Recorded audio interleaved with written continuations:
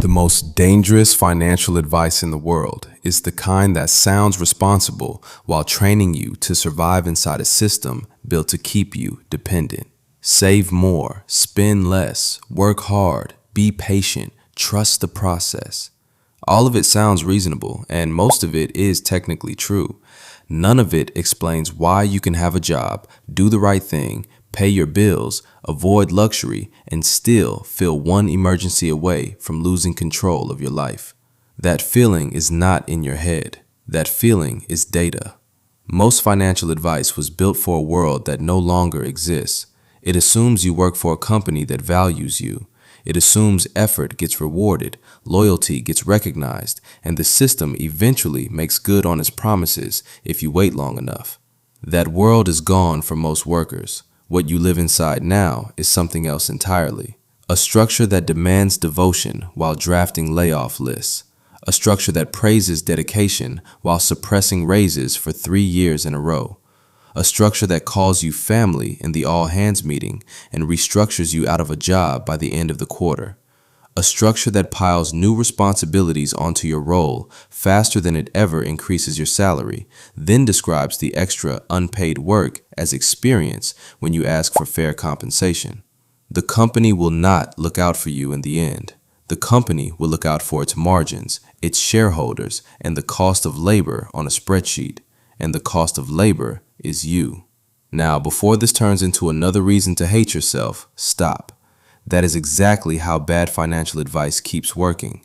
It takes a structural trap and converts it into a personal shame spiral, so the people getting squeezed walk around blaming themselves while the machine that did the squeezing keeps operating cleanly in the background. This video is not here to tell you every problem in your life is your fault. It is here to show you where the trap is, where your leverage is leaking, and what you can start rebuilding. When I say rigged, I do not mean every manager is evil or every executive is plotting in a dark room. I mean the incentives are not built around your stability. They are built around the organization's survival, its margins, its flexibility, and its control of labor costs. The system rewards companies for keeping labor flexible and costs suppressed. It rewards management for extracting more output without increasing headcount. It rewards workers who already have leverage while punishing workers who are too dependent to negotiate. It rewards people who can walk away and discounts people who prove they will stay no matter what. That is the game. If you do not understand the game, you will keep bringing loyalty to a leverage fight and you will keep losing. What follows is not another budgeting lecture. It is not a coffee-shaming sermon. It is not a motivational pitch about manifesting wealth. This is a financial survival manual for workers operating inside a system that does not reward effort the way it claims to.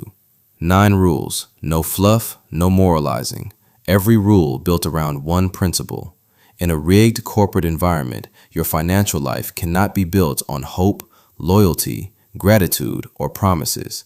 It has to be built on protection, leverage, liquidity, optionality, and ruthless clarity. Rule 1. Never build your life around one paycheck. Picture the employee sitting in their car 10 minutes before they have to walk into the building, running numbers in their head. If they push back on the new workload, what happens? If they say no to the extra meeting, what happens? If they finally raise the salary conversation that has been overdue for 2 years, what happens? They run the math, and the math tells them to keep their head down. That is the picture of someone who built their life around one paycheck and now lives inside the consequences. Rule 1 is how you stop becoming that worker. Never build your life around one paycheck.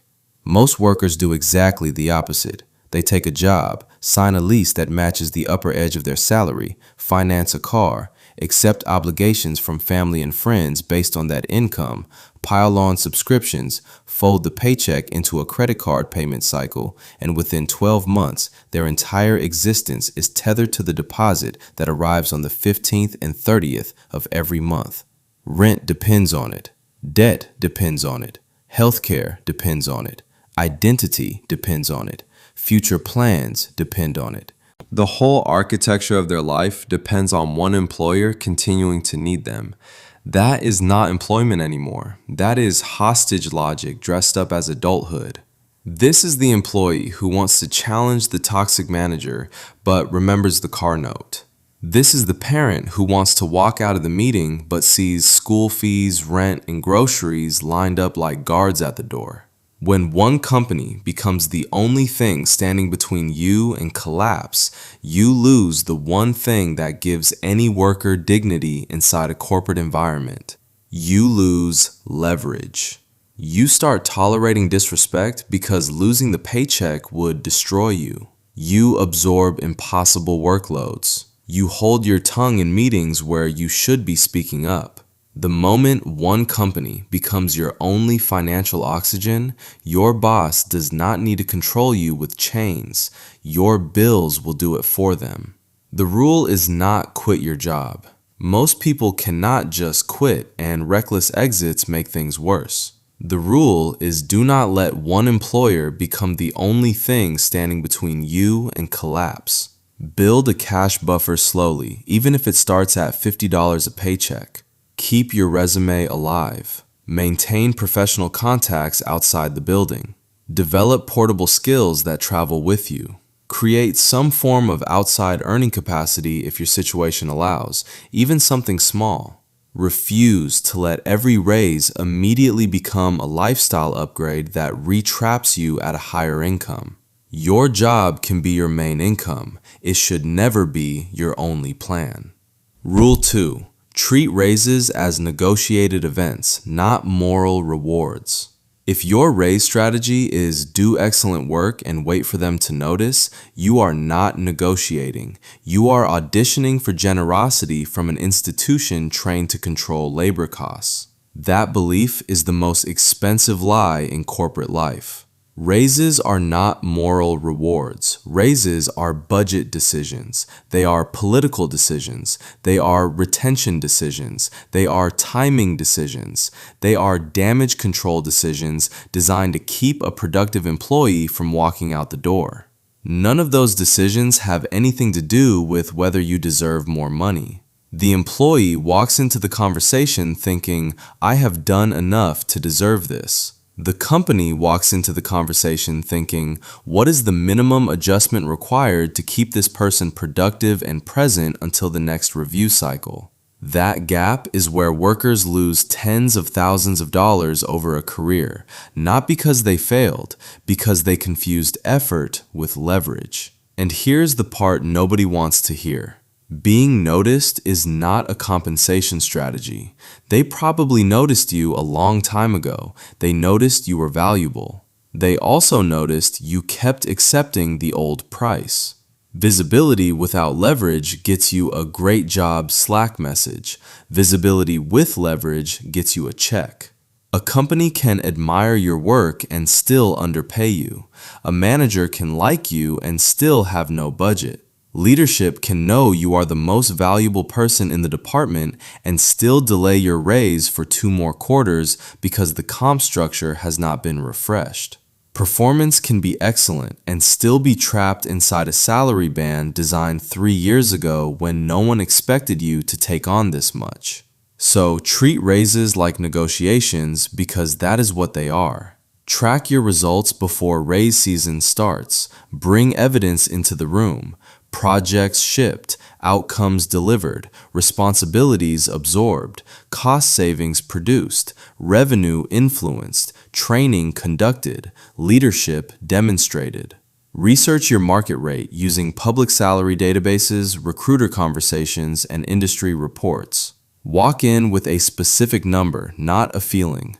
Ask what criteria determine compensation movement. Ask when the review will happen. Get follow-up commitments in writing.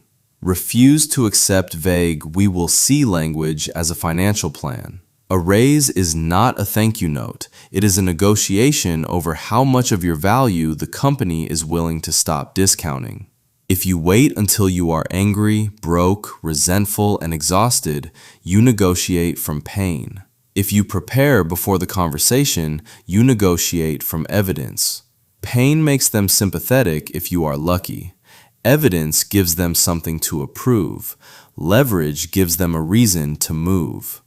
Rule 3. Never accept more responsibility without repricing yourself. The third rule is where most exploitation actually happens, and most workers never see it coming because it does not look like exploitation. It looks like helpfulness. It looks like teamwork. It looks like opportunity. Rule 4. Keep an emergency fund, because corporate promises are not emergency funds. An emergency fund is breathing room. It is negotiation power. It is the ability to say no when your boss tries to redefine your job in a way that benefits only the company. It is the ability to survive a layoff without immediately taking a worse offer out of panic. It is the ability to leave a toxic workplace before it eats your health. It is the ability to refuse the first job offer in a search because you can afford to wait for the right one. Workers without liquidity are easier to control. That is not a moral judgment. That is mechanics. They cannot push back. They cannot wait for better offers. They cannot escape dangerous environments. They cannot survive delayed pay, sudden expenses, benefit disruptions, or unexpected job loss without making decisions that will hurt them for years. They are forced to choose the fastest option, never the best one. This is why you can sit in a meeting being disrespected by someone less competent than you, and instead of responding honestly, you calculate rent in your head. The math runs the conversation. The paycheck owns the silence. Look at how companies handle the same problem. They build reserves, they write contracts, they retain lawyers, they buy insurance, they run scenario planning, they maintain contingency budgets, they model their downside. Then they turn around and tell workers to be positive and trust the process. The company has a risk management department. You need one too, even if it is just a savings account and a written plan. Start where you can. A small buffer if money is tight. Build toward 1 month of essential expenses. Expand toward 3 to 6 months when possible. Keep it separate from your daily spending account so you do not casually erode it. Do not invest emergency money in volatile assets that can drop the week you need them. Do not use emergency savings to upgrade your lifestyle.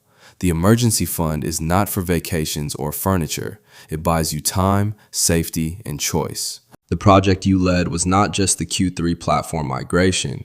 It was a 6-month cross-functional initiative that reduced operating costs by a measurable percentage. Translate every win into something a stranger can understand. If your value only makes sense inside one company, that company owns too much of your future. Courses and certificates can help, but certificates alone are not magic. What translates is proof. Projects you can describe, outcomes you can cite, examples you can show, portfolios where the work allows for them, recommendations from people outside your current employer. The goal is to build a professional identity that exists independently of any single payroll system. Rule 5. Do not let lifestyle inflation eat your escape route. One of the cruelest traps in corporate life is finally earning more money and still having no more freedom. That is what lifestyle inflation does to a working life. This is what almost always happens. A worker finally gets a raise, a bonus, a new job, a promotion. The income goes up. Within 3 to 6 months, the spending goes up to match. New apartment, new car payment, new subscriptions, new wardrobe, new restaurants, new social circle expectations, new obligations, new debt, new image to maintain. The paycheck got bigger, the freedom did not. The trap simply moved to a higher income bracket with nicer furniture. This is not happening because workers are stupid or shallow. Lifestyle inflation usually comes from deprivation, exhaustion, status pressure, and a deep psychological need to feel like the years of suffering meant something. After years of grinding, the new car feels like proof you made it. The bigger apartment feels like vindication. The expensive dinners feel like reward. The instinct is understandable. The math is brutal. If every raise becomes a new fixed expense, your income can grow for a decade while your leverage stays exactly where it was when you started. You are not climbing. You are running on a treadmill at higher speed and calling the sweat progress. The discipline here is simple in concept and difficult in execution. Do not pre-spend raises before they hit. If possible, reserve a serious portion of every raise before your lifestyle gets a vote. Direct that portion towards savings, expensive debt, investments, or exit flexibility. Separate real quality of life upgrades from status spending. A better mattress is quality of life. A luxury car you cannot really afford is status spending. A safer neighborhood is quality of life. A wardrobe bought to keep up with an image you cannot afford is status spending. Beware car payments, rent jumps, subscription stacks, and luxury habits that absorb every dollar of margin you create. If every raise makes your life look richer but leaves you just as financially fragile, you did not escape the trap. You furnished it. The point of more income is not a bigger cage. The point is the key. Rule 6. Build skills that belong to you, not just skills that serve your employer. Imagine the worker who has just been laid off after 7 years at a single company. They sit at their kitchen table updating a resume that reads like a glossary of acronyms no recruiter recognizes. The job titles describe processes that exist nowhere else. The projects sound impressive only to people who already work there. 7 years of effort, and the market does not recognize most of it. That is the trap Rule 6 exists to prevent. Build skills that belong to you, not just skills that serve your employer. The company loves when your competence becomes non-transferable, because then leaving feels like starting over instead of leveling up. Inside any large organization, employees develop deep competence in things that only matter inside that organization: internal tools, internal politics, internal processes, internal reporting rituals, internal slang, internal crisis patterns, internal personalities. After 5 or 7 years, an employee can navigate that environment with their eyes closed. They know which VP to copy on which email. They know which system to use for which approval. They know which meeting is real and which is theater. They become so good at the inside that they forget the outside still exists. Then a layoff happens, or the company restructures, or the industry contracts, and the painful discovery arrives. The market does not automatically understand the value your old workplace depended on every day. 10 years of effort becomes 10 months of unemployment because the value was company-specific instead of market-portable. Company-specific competence helps you survive there. Marketable skill helps you survive anywhere. Build portable skills deliberately. Learn tools and methods that exist across the industry, not just inside your building. Pursue certifications where they have real recognition.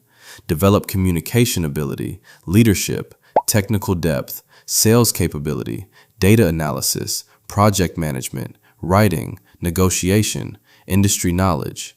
Convert internal achievements into external language. Never accept more responsibility without repricing yourself. Listen to the language of corporate role expansion. Can you help with this? Can you cover this for now? Can you train the new person? Can you sit in on this extra meeting? Can you manage this project temporarily? Can you be the point person while we figure out the org chart? Can you fix this broken process? Can you take ownership while we look for someone permanent? Every one of those sentences sounds reasonable in isolation.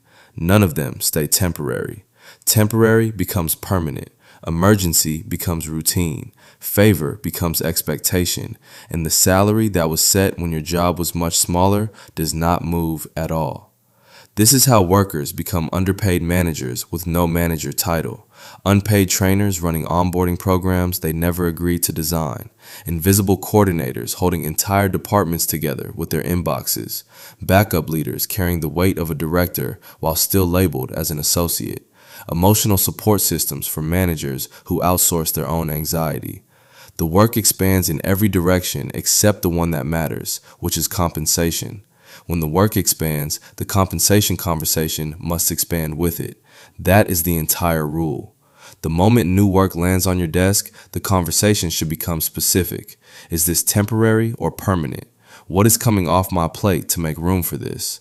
Does my title change to match it? Will compensation be reviewed in light of the expanded scope? Who officially owns this responsibility on paper? When are we reviewing the arrangement? Because if no one can answer those questions, they are not giving you an opportunity. They are testing how much extra weight you will carry for free. If your responsibilities keep getting promoted, but your paycheck does not, the company did not promote you. It upgraded what it extracts from you. You are not being difficult by asking. You are stopping the company from converting your helpfulness into free labor. Rule 7. Stop using debt to survive a life your salary cannot support. Most financial content treats debt like a character flaw. It calls people irresponsible, lazy, undisciplined, addicted to consumption. Yes, some debt comes from bad decisions, but stopping there is lazy analysis. Debt is often the receipt for wages that did not match the cost of staying alive. Inside a rigged system, debt is the tool workers use to bridge the gap between what their wages actually cover and what survival actually costs.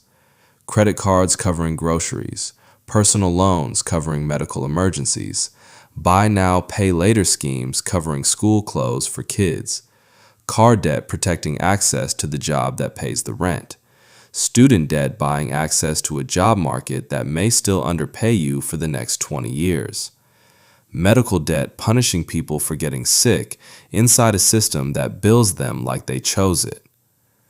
Debt is how the system charges you extra for not having enough money in the first place. But here's where the rule gets ruthless, because comfort is not what saves anyone. Even when debt is not your fault, it can still become your cage. Debt reduces your options. Debt increases your fear. Debt makes toxic jobs harder to leave because the minimum payment is due no matter how miserable the workplace becomes. Debt turns emergencies into disasters because there is no slack left in the budget when something breaks. Debt makes paychecks arrive already half owned by other people. When your paycheck is already promised to lenders before it reaches you, your employer does not just own your time. Your past emergencies own your future. Know the difference between productive debt, survival debt, and lifestyle debt. Productive debt builds an asset or income stream, like a mortgage on a property whose numbers actually work, or a loan that funds a credential with real earning potential. Survival debt covers necessities when wages fall short.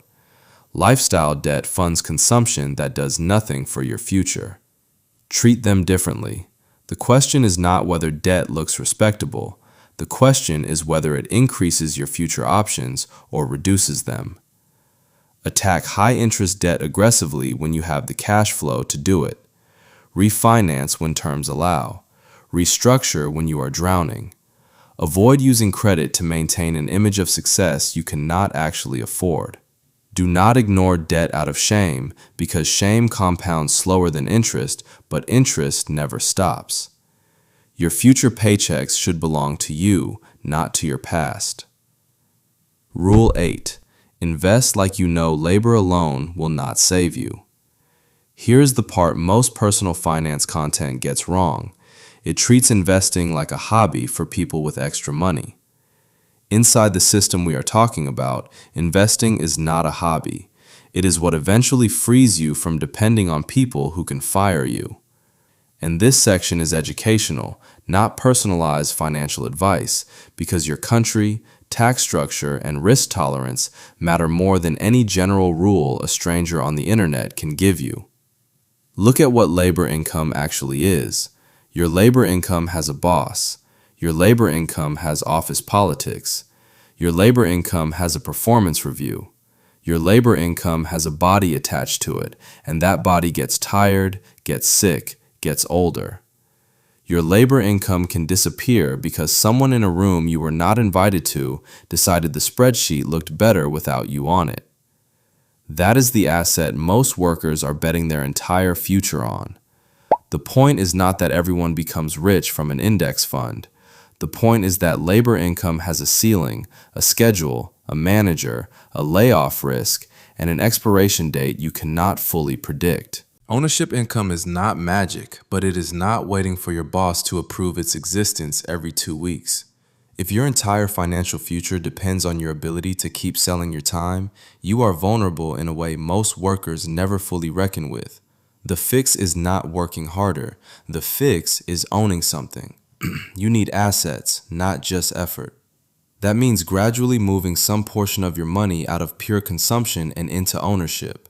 Retirement accounts where they exist in your country, index funds that track broad markets at low cost, employer pension contributions where they are offered, business equity if you have the capacity to build one, real estate where the numbers actually work, not where the brochure looks pretty, other legitimate assets depending on what is available to you. Start with financial education before you start moving money. Understand risk before you accept it. Avoid get-rich-quick schemes that prey on people desperate for an escape. Take the employer retirement match if you have access to one, because that is essentially unpaid compensation if you leave it on the table. Do not invest money you need for short-term survival. Avoid panic investing when markets drop, and avoid hype investing when social media is screaming about a new opportunity. Think in years and decades, not weeks. Understand the fees, diversify where it makes sense. If all your money comes from labor and none of your money is moving toward ownership, you are depending forever on a system designed to buy your time as cheaply as it can. Ownership is how you stop renting your future from people who can fire you. Rule 9. Make every financial decision increase your options. Every rule we have walked through so far points to one final test. Every car payment, every raise negotiation, every job offer, every dollar of debt, every lifestyle upgrade, every investment decision should be filtered through the same question. That is Rule 9. Make every financial decision increase your options. In a rigged corporate system, the real currency is not money, it is options. Options mean you can leave, you can wait, you can negotiate, you can refuse, you can retrain, you can relocate, you can take a better offer when it shows up, you can survive a bad quarter without falling apart, you can absorb a layoff without losing your house, you can protect your family from short-term shocks, you can stop making every decision from panic. So before any major financial choice, ask one question. Does this increase or decrease my options? Apply it to the car payment.